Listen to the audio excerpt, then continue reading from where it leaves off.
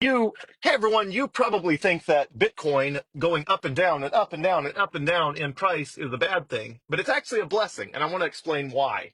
So, as the price of any asset goes up, there are people who want to get on and get off at different places. So, last year I went when I was in Dubai for a Bitcoin conference. I went to the Burj Khalifa, which is the tallest building in the world. And I can't remember what the top observation. I went to like the very top observation floor that you can go to, and it's like 157 floors up or something. It was something crazy. Anyway, well, let's use that as an example. Let's think about the elevator on the Burj Khalifa, and let's assume that the elevator actually worked where it could stop at any floor. Let's also assume anytime anyone inside or outside the elevator pushes a button, that the elevator has to either go back and get the person or has to go back and let them out, wherever it is. So that's the way the Bitcoin price works, which is if somebody wants to buy it, or somebody wants to sell, it pushes the price down. If somebody wants to buy, it pushes the price up. Now, obviously, it takes a lot of people buying at the same time to push it up. It takes a lot of people selling at the same time to push the price down, but that's the way it works. So the reason it is valuable for Bitcoin to go up and down a lot or be what's called range bound, which means it's bouncing up and down in a relatively defined range, or it's sometimes called trading sideways. The reason it's valuable to if it's trading sideways is because it establishes a new floor for the price at which people want to be on or off the elevator. Let me explain. Okay, so last year, 2024, we spent 7 months with Bitcoin bouncing back and forth between $55,000 and $70,000. Now, you may have thought that that was a hugely frustrating and painful process, which it kind of was. I mean, I'm right there with you. It's painful when something that should be going up is going sideways for 7 months before it then radically goes up. But the truth is, there was a whole lot of people who wanted to get on or off at those prices. So let's assume, in a 157 floor building like the Burj Khalifa, at least I can't remember how high the observation deck was. That's the number that's stuck in my head. Anyway, and let's assume, for every floor, it's like $10,000. So it's like we're on the fifth floor, the sixth floor, the seventh floor. Now back to the sixth floor, up to the seventh floor. Nope, back to the fifth floor, up to the sixth floor, back to the fifth floor, up to the seventh floor, back to the sixth floor. And we did that for 7 months. Well, the benefit of that is that every conceivable person in the world who wants to get on or off the elevator between the fifth floor and the seventh floor had 7 months to do that last year. If you wanted to buy Bitcoin in the 50,000s or sell Bitcoin in the 60,000s, you had 7 solid months to do that last year. And what that means is when finally there's a catalyst where market adoption finally pushes the price higher, it's much more sustainable because everybody who wanted to get off at a higher price or wanted to buy at a lower price has had the chance to do that in that range. So what if tomorrow the price shoots from 106,000 a coin to 250,000 just in a day? Boom. That's not going to happen. It takes longer for something like that to happen. Let's assume it happened in a day. The first thing that would happen is you would be completely euphoric. You would think this is amazing. I love it. This is the best thing ever because all your Bitcoin would be up, 150% from its current price. But what would immediately happen after that is all of the people who were willing to get off at any of the floors between here and 250,000 would start selling. So, for example, I've been saying for a while now, at some point, I'm going to buy a Tesla Model Y, the latest Juniper edition of the Tesla Model Y. But I don't want to pay more than half a Bitcoin for it. So, if that car costs, I don't know, 60 with full self-driving and everything, let's say it costs $70,000, $60,000, I don't know what. Well, that means somewhere between 120 and 140,000 a coin, someone like me wants to liquidate half of a Bitcoin and buy a Tesla Model Y because my family needs another vehicle. Because one of my kids is turning 16, they're getting a job, we need another vehicle. And I want to drive a Tesla. And I've always driven old junk cars. And at some point, Teslas are super cool and they drive you everywhere. Full self-driving, it's just really cool that you can literally not touch the steering wheel or the pedals and the car will take you anywhere. So if we shot tomorrow to $250,000 instantly, the problem is that means there's a bunch of selling pressure that has yet to unwind. There's people like me out there thinking, oh, wow, that happened fast. I guess I ought to get around to picking what Tesla Model Y 2025 Juniper Edition I'm going to buy.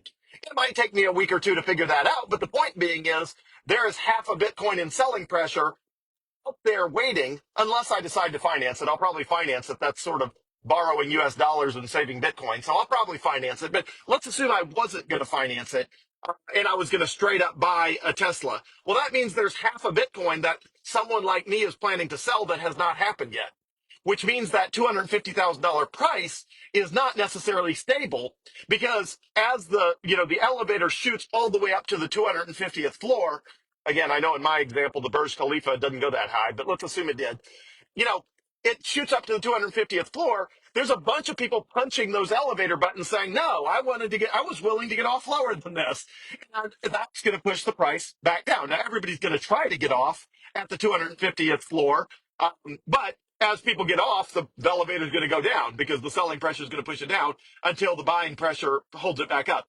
So I know it is super frustrating for Bitcoin to be range bound or trade sideways or grinding sideways or whatever you want to call it, but it's actually extremely valuable for the asset because it means a lot of the very early people that that bought Bitcoin at $10 or $10,000 or $1,000. They had 7 months last year to get off the train, buy whatever they were going to buy, put an expansion on their house, buy a boat, buy a car, send their kids to college, whatever it is that might cause them to liquidate Bitcoin. They had 7 months to do that last year between 55,000 and 70,000. So the same is true now. The longer we spend bouncing between 90,000 and 110,000, the more opportunity it's like, hey, you want to get off at the ninth floor, 10th floor, 11th floor? How about the ninth floor, 10th floor, ninth floor, 11th floor, 10th floor, ninth floor, 11th floor, 10th floor? Like, however long we stay in the $90,000 to $110,000 range, that is how much opportunity everybody that wants to buy in the 90s gets to buy.